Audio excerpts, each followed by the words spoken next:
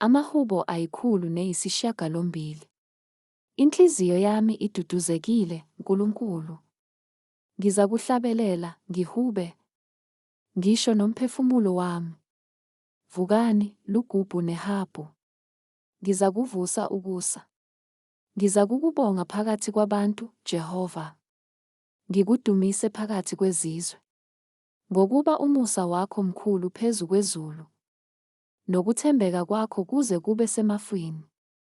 Phakama, Nkulunkulu, phezu kwezulu.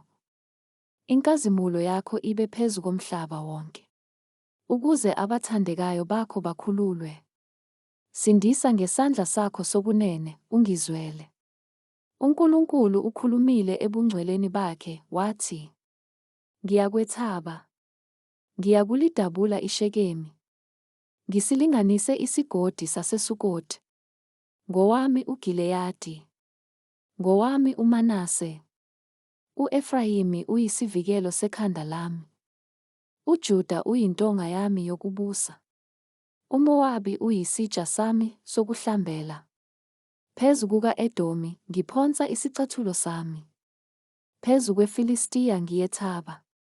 Ngubani oyakungiyisa emzini oyinqaba na? Ngubani oyakungiholela kwa-Edomi na? Akusiwena Nkulunkulu osilahlileyo na? Nkulunkulu, awusaphumi nezimpi zethu. Siphe ukuba sisizakale ekuhluphekeni.